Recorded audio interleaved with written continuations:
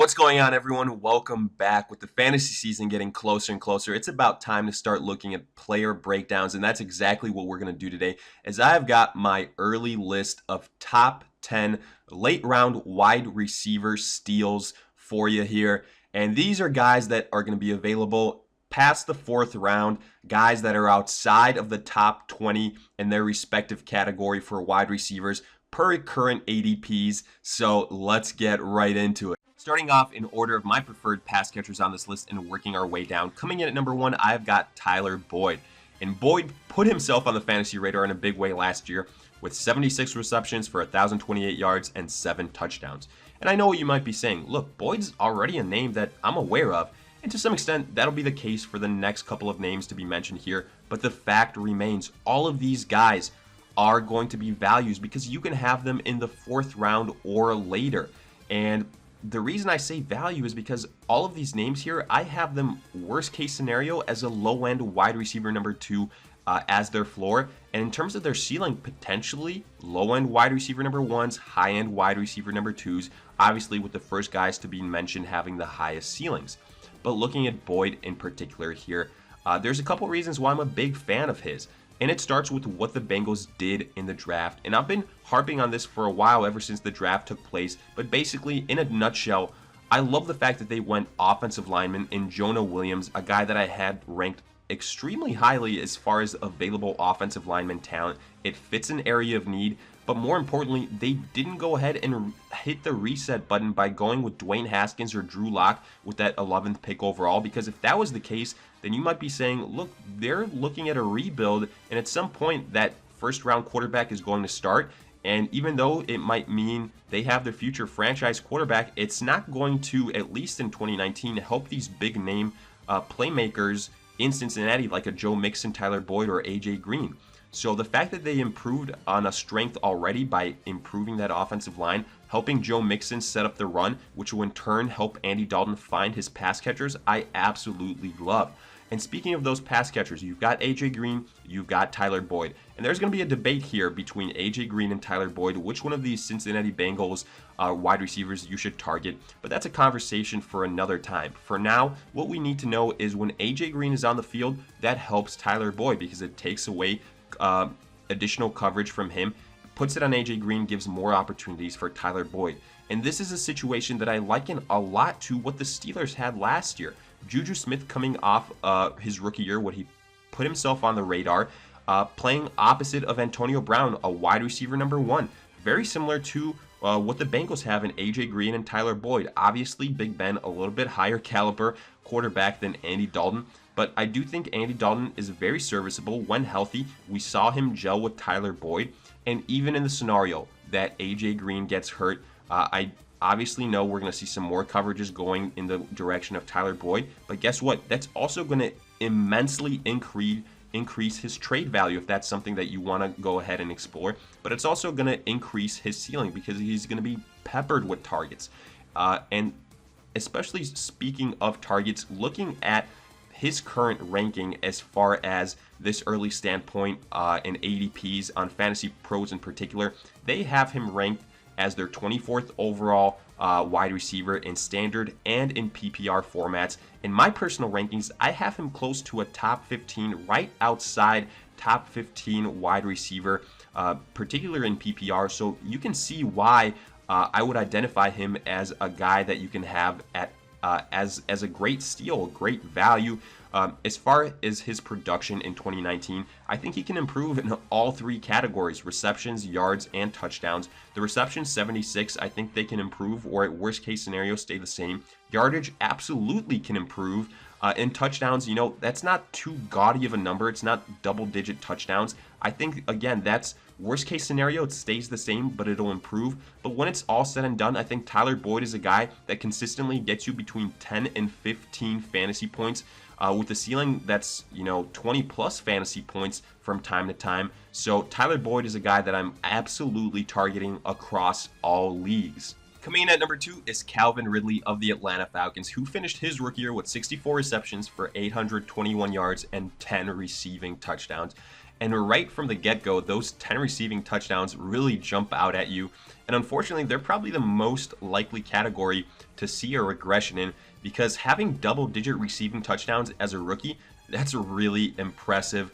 But the other categories, receptions, yards, I think that Ridley can see increases in those areas. Now, even though I see the touchdowns decreasing, the reason I am so incredibly high on Calvin Ridley compared to some of these other guys, not necessarily on his individual talent, which no doubt he has a lot of, but it's more so the Atlanta offense. And similar to the Cincinnati Bengals, I love what the Falcons did in the draft, getting 2 first-round offensive linemen and continuing to, add pieces to their already existing strength. I think Matt Ryan is going to be a top 5 fantasy quarterback. I think that the entire offense is going to see an even better performance. I think the Falcons just got very unlucky last year, but this year they have so many of their games in a stadium atmosphere. We know Matt Ryan thrives in those type of environments, so I'm really excited to see some of those performances. I think Devonta Freeman's going to have a great year, which again sets up the run to set up the pass. Healthy Matt Ryan with all that new protection around him, I think that means great things for Julio Jones, and that coverage that Julio Jones will draw is going to open things up for Calvin Ridley. We might see a decrease in the touchdown area, but I do think Calvin Ridley will be a reliable wide receiver number 2, because right now, I actually think that the Atlanta Falcons offense is going to be the best fantasy offense in all of football in 2019. And again, that's probably a conversation for another time, but I'm all in pretty much on any of the major names in Atlanta, from Matt Ryan to the wide receivers, even to Austin Hooper, to Devonta Freeman, to Ito Smith. And Calvin Ridley, again, in Fantasy Pros rankings, he is their 22nd overall standard wide receiver, 20th overall in PPR rankings. I probably have him close again to that 20 range in PPR, but he'll be available there after the 4th round into the 5th round. Another great option on a stellar offense. I think he will have a lot of success his sophomore year. Next at number 3 is another 2018 rookie in DJ Moore of the Panthers, who had 55 receptions for 788 yards and 2 receiving touchdowns his first year. Also did see success on the ground, over 100 yards rushing there, also got in the end zone in that category. And I'm not going to lie to you guys, I was really close to having DJ Moore as the second guy on this list because, let's be honest, for the Falcons and Calvin Ridley, Julio Jones is the unquestioned wide receiver number 1. Heck, he's a top 5 wide receiver, top 3 wide receiver, according to your own probably personal preferences. Whereas DJ Moore, you don't really have that top-notch wide receiver on that offense. I think DJ Moore is it as far as who's the best pass catcher for the Panthers. Devin Funchess is gone. Not that he was anything special. So that leaves, as far as other wide receivers, Torrey Smith, Chris Hogan, Curtis Samuel. I mean, don't even get me started. Torrey Smith is there for a mentorship role pretty much at this point in time. Chris Hogan was signed because of depth for the most part. I think he'll probably be a 500, 600 yard receiver. And then Curtis Samuel is a smaller, more injury-prone version of DJ Moore. I think DJ Moore can have a lot of success, but the reason I have him at number 3 is because there's still question marks for the Panthers offense. A lot more question marks than for the Atlanta Falcons offense, for example. Starting with the quarterback position, Cam Newton, the last couple of years, that shoulder injury, just got surgery on it. What's that going to look like? If he can stay healthy, all right, that's a great thing. We saw the Panthers had success at the early parts of the season when he was healthy. But when that shoulder went wrong, man, the Panthers fell off. And I really do think if the Panthers want to be successful, even after drafting a guy like Will Grier, who's still a rookie, Cam Newton needs to be on the field for every single one of those games, and that's not a given right now. But also you have other pass catchers at other positions that are really interesting. Christian McCaffrey, hell of a pass catcher as he proved last year. Even at the running back position, possibly the best pass catcher in the NFL at that position. But then the wild card to me is Greg Olsen, because a healthy Greg Olsen is Cam Newton's favorite target, no question about it. That's why I'm so high on Greg Olsen this year, but again, that's a conversation for another time. If he can stay healthy, ultimately, I do think that'll help DJ Moore out. If he doesn't, to some extent, DJ Moore will just get that much more targets.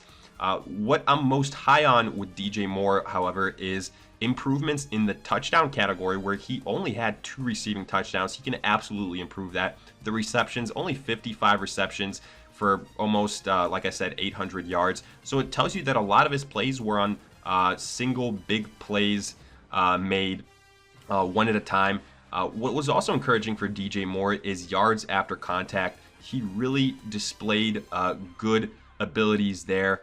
And I do think probably we might see a little bit of a decrease as far as his usage as a rusher of the football. But again, I just think the increase in the touchdown category as a receiver is going to be so high that DJ Moore is worth it. Even though there's question marks there in Carolina, the ceiling for DJ Moore is very high. He's got the big playability, and he is a wide receiver number 1 for the Panthers offense. So to me, that's a risk worth taking. Coming in at number 4 on this list is Chris Godwin of the Bucs, who last year finished with 59 receptions for 842 yards and 7 touchdowns. And I think more so than any other player on this list, individuals are the most bullish on Chris Godwin in terms of expectations for 2019. Heck, even the Fantasy Pros ADPs reflect that. Standard, he's 21st overall in terms of wide receiver rankings, PPR 22nd. The reason why I am a little bit skeptical in this is because, look, I still have Mike Evans as my top wide receiver in Tampa Bay by far. I actually think that he is a great steal where he's being drafted right now, late in the 2nd round, early 3rd round. If you can get him there, that's absolutely incredible. But again, that's something to deep dive later. The people that are really high on Chris Godwin think that he can approach Mike Evans type of production. I'm not quite sold on that myself. I think he can, don't get me wrong, have a lot of success. And this stems from a couple of places. First and foremost, the departure of Deshaun Jackson and Adam Humphries. That's going to open up a lot of targets. But I also expect O.J. Howard to improve in 2019. I think Mike Evans will get his as well. I do think Chris Godwin will have a lot more receptions. That 59 number, I expect that to jump up. I think he'll probably get close to the 1,000-yard receiving mark as well. The touchdowns, probably they'll stay right around the same at 7. Also, we've got the whole Bruce Arians factor being added as the new head coach in Tampa Bay. I think that'll help out that offense in general. This was an offense that was slinging it around like crazy to begin with in 2018, even with the whole Ryan Fitzpatrick and Jameis Winston situation that was there. That didn't stop them. It also to some degree helps that they don't really have a rushing attack, so they rely so much on the arm of Jameis Winston. And speaking on Jameis Winston, this will surely be his last shot in Tampa Bay, make or break type of year. So I do think, even though there's some added pressure there, usually in those type of contract years, the quarterbacks that are at least above average come out and produce. I think that'll be the case for Jameis Winston. I think that entire offense will benefit from it. And with Chris Godwin, I do think he can be a solid wide receiver number 2. You know, if you have the opportunity and he falls to you, like I said, in the 5th round, I would gladly take him. But if individuals are taking him in the early 4th round, you know, even late 3rd round, as crazy as that sounds, you know, I wouldn't get too upset about that. I don't think that's good value there. As you go late into the 4th, 5th round, I think that's where his value really peaks. So from that perspective, Chris Godwin, I really like him in that Tampa Bay offense, but just hold on a little bit in terms of the selection process there, because Mike Evans is still the head guy in Tampa Bay. It'll be a situation similar to, I think, a Calvin Ridley in Atlanta. But either way, Chris Godwin will have a really great wide receiver number 2 year. I firmly believe that. Coming in at number 5, and probably the biggest surprise so far on this list, I've got Sterling Shepard of the Giants, who last year had 66 receptions for 872 yards and 4 touchdowns. And the reason I say biggest surprise most likely is because per Fantasy Pros rankings, ADPs, they've got him as their 40th overall standard wide receiver, and in PPR formats, 38th overall. In contrast, I've got him as my 25th, 26th overall wide receiver in PPR formats. That's almost a 10, 15 player positional ranking jump. So you can see why I would label him as great value. Heck, you can get him in the 7th, 8th round in the majority of formats that I have seen. And I think he will give you that wide receiver 2 production. I really do. And a lot of this is stemming from the fact that Odell Beckham no longer with the Giants. But guess what? That means more opportunities for all those other wide receivers. And I think by far Sterling Shepard should be and will be the favorite to replace Odell Beckham. Obviously, it won't be Odell Beckham 2.0, but he's the closest thing they have to a wide receiver number 1. He's been on that offense for the longest time. He knows Eli Manning the best. That relationship is probably more solid than that of Eli and Golden Tate, who is another year older. Evan Ingram, another player that I really like as far as tight ends, but we've seen him struggle with some injuries here and there the last few years. I think he's going to be the next guy up after Sterling Shepard, don't get me wrong, but Sterling Shepard, I think this is his year. I think he will improve in the touchdown category. I think he will improve in the reception category. And even though it might be the Saquon Barkley show for the New York Giants in general, after you go ahead and stack the box on the Giants, I think Eli Manning is going to be forced to throw, and I think he is going to be looking for Sterling Shepard first and foremost, and pretty often on top of that. I realize a lot of people completely just done with Eli Manning, but for the most part, look, even the last few years when Odell Beckham was putting up the numbers he did, it was still Eli Manning that people were so down on that was producing that success for Odell Beckham. And honestly, more so than anything, I'm sure Odell Beckham would have done even greater if it wasn't the injuries he struggled with the last few years. So I still think Eli Manning is an average quarterback as far as distributing the football. I think Sterling Shepard is going to be the steal out of any single wide receiver in this year's draft. He is my favorite as that for these wide receivers. And honestly, I'm going to be targeting him in a lot of categories. Maybe start him out as a flex play, then see how it goes. But I firmly believe Sterling Shepard is going to be not only a steal, but a solid wide receiver number 2 for the entirety of this year. At number 6, I've got Tyler Lockett of the Seahawks, who had a breakout 2018, 57 receptions for 965 yards and 10 touchdowns. Now, you might be asking the question, why don't you have him higher? I mean, Doug Baldwin left, which obviously helps out Tyler Lockett a bunch. Don't get me wrong, I think he is now the favorite wide receiver in that offense. DK Metcalf was added to the Seahawks, but I don't think he's going to really be that type of Doug Baldwin replacement. He's much more big-bodied, physical, red zone type of threat, and I think it's going to take him some time to get his footing underneath him. I think he'll make more of an impact towards the latter part of the season. So even though Tyler Lockett will have plenty of opportunities, there's still some things that concern me. Now, looking at the stats again, 57 receptions, you know, that's a very small number, but he still had a lot of success. So what that tells me is he had that success on big plays and on single strikes. And those big plays from year to year, that's the toughest thing to duplicate and to predict, which means it's the most likely area for regression. You take away some of those big plays, maybe you cut those touchdowns in half, all of a sudden, that's not looking quite as good. Now, I will say on the flip side, you can go ahead and expect an increase in receptions. I would say so for sure. Another factor to consider, however, is that Seattle is a run-first team. We saw that last year. I still think that's their identity. Chris Carson is the guy. Penny is also there backing him up. And we've seen Seattle go through some lulls in the season at some point in time. You know, consistently for the last 3-4 years, we see Russell Wilson in the offense struggle, maybe only be putting up like 15, 17 points for, you know, a stretch of 3-4 weeks, and then they get hot and they start executing offensively, and, you know, everyone has success.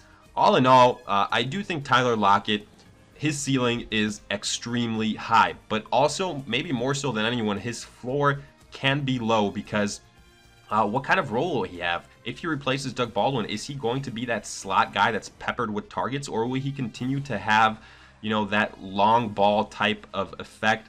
We've seen Seattle have success with a lot of different wide receivers. So, you know, on a game-to-game basis, Doug Baldwin was the most sure thing to have success every single week and to have a bunch of targets his direction. I can't for sure say that that's what we will see in Tyler Lockett, but again, in the later rounds, I would take a shot on him. Right now, per Fantasy Pros rankings, 28th overall in standard leagues, 26th overall in PPR leagues. I think that's probably right about the correct place to have him. Like I said, great ceiling. The floor maybe a little bit too low, but if you're looking for that big play ability, Tyler Lockett is your guy. Coming in at number 7 is Mike Williams of the Chargers. He finished last year with 43 receptions, 664 yards, and 10 touchdowns. Now, Mike Williams is a really interesting guy. Obviously, the Chargers offense, very explosive. Phillip Rivers still getting it done. Tyrell Williams departed this offseason, so a lot of people are saying Mike Williams is now the affirmed wide receiver number 2 in that offense. He was an early first-round pick only a few years back. He's improved every single year. This is going to be his breakout year, but there's a couple things here that I do want to point out. Obviously, I agree in some regards with all of that. He's in a great offense. He will have opportunities. He's moved up the pecking order. You know, Keenan Allen is getting older and older. I think if there were ever a time for that transition to start with Mike Williams becoming the wide receiver number 1, now would be it. But Williams was just so inconsistent on a week-to-week basis. He was a guy that so many people were chasing fantasy production on after he had a big week, and then he would just let you down. Only 43 receptions, 664 yards, and what saved his performance was the 10 touchdowns. He had so much success there. He had a great playoff performance. Maybe a lot of people are also looking at that and saying that will carry on into the 2019 season. Fantasy Pros has him as their 25th overall standard player, 28th in PPR. Again, that's probably where I would have him as well here for Mike Williams. What worries me a little bit is even though Tyrell Williams is gone, Hunter Henry is expected back, and a lot of people predicted very good things for Hunter Henry last year. Obviously, he gets hurt, doesn't really return, and the question is, you know, that ceiling is still there for Hunter Henry, and I think he can still take up a lot of the targets that Tyrell Williams frees up from Mike Williams. So that's the biggest worry for me when it comes to Williams. I would go ahead and take a chance on him as far as if you're looking for a guy that can be that big body red zone threat, that touchdown producer. I think more so than any of the guys that have been mentioned so far, he is the biggest red zone threat out of the bunch. So that gives you a lot of value there. The Chargers obviously have a very good offense. I don't see them really taking a step back offensively. So I do think the ceiling for Mike Williams is very high. And if Keenan Allen gets hurt, man, Mike Williams becomes even that much more valuable. I see him as a mid-level wide receiver number 2 that will be touchdown dependent. Next at number 8, I have got our first and only rookie wide receiver in Mecole Hardman of the Chiefs. Chiefs used an early round pick on him, in theory, to possibly be the Tyreek Hill replacement. Now, per Fantasy Pros ADPs, he is their 46th overall wide receiver, both in standard and PPR formats. Now, obviously, the reason he's going to be included on a lot of lists is because, like I said again, the Tyreek Hill situation. I anticipate Tyreek Hill not playing a single snap this year. I wouldn't be surprised if he's no longer on the Chiefs in a couple of months. Heck, maybe if he never plays again in the NFL. So what does that mean for the Chiefs offense? Well, it means a whole heck of a lot of opportunities there because Tyreek Hill was such an integral part of the success that they had in 2018. Patrick Mahomes is still there. Now, I do expect the Chiefs offense to take a little bit of a step back. In span of a year, they've lost Kareem Hunt and Tyreek Hill, both absolute ballers. But I do think they have some guys in place to go ahead and replace them. Damian Williams showed us that what he can do is no joke either towards the end of last season. Travis Kelce is still there. And, you know, he's being drafted as an early second-round talent, late first-round guy in some scenarios even. But then the question becomes, who is the primary wide receiver? Is it going to be this rookie in Hardman, or will it be someone else? A lot of people are probably pegging Sammy Watkins to be that guy. But look, I've never been the biggest Sammy Watkins fan. You know, I don't think the contract he got last year was really that deserving. He was an early first-round pick a few years back, but as far as production goes, he's always been hurt for the most part, and I think he's always under-delivered. Even with the reigning MVP, look at the production that he had. I think very underwhelming.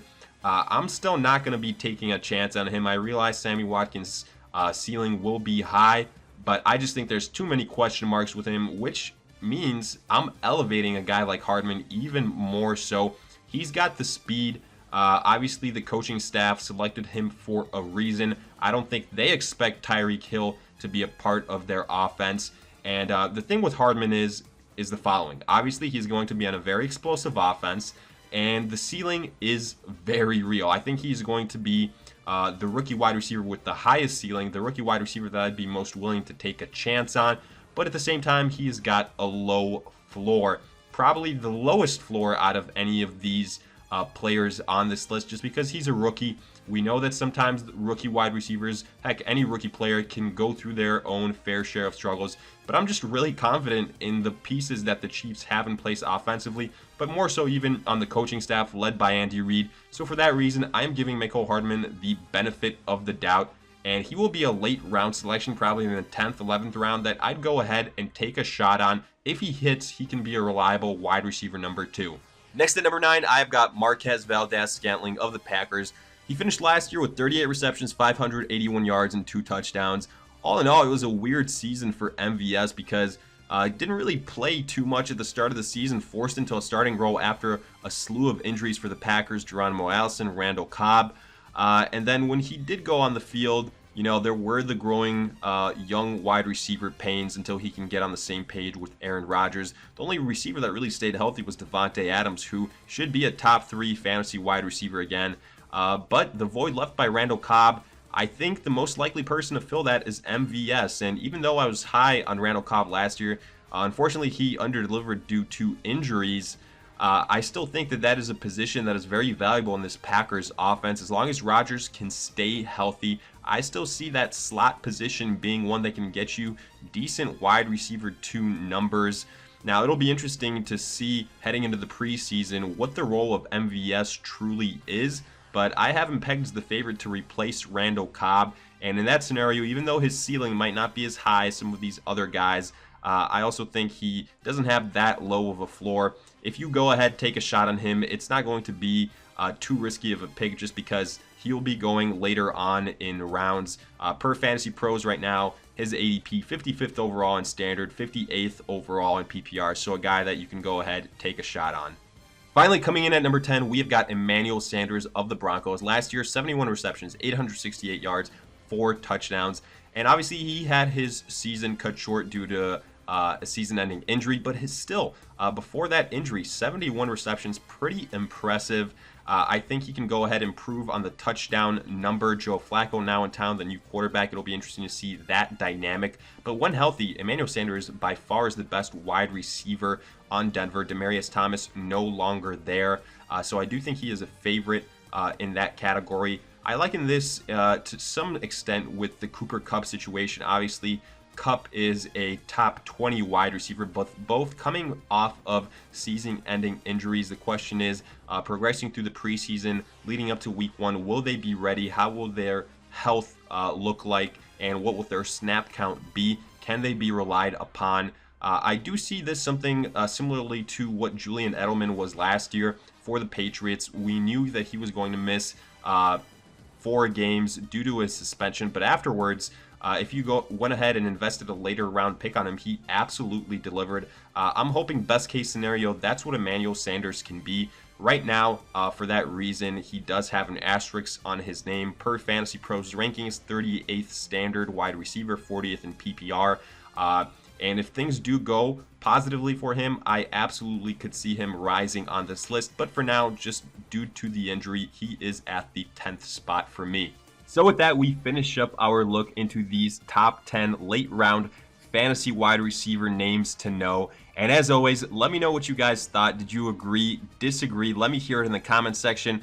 Are there some of these wide receivers that you think are going to go a lot higher? Are there some of these guys that you think won't have the type of production as predicted? Or maybe are there other names that weren't mentioned that you think will absolutely be on this list? And if you have any other questions, let me hear them as well. But in the meantime, if you enjoyed, make sure to like, subscribe, and I'll see you guys in future videos.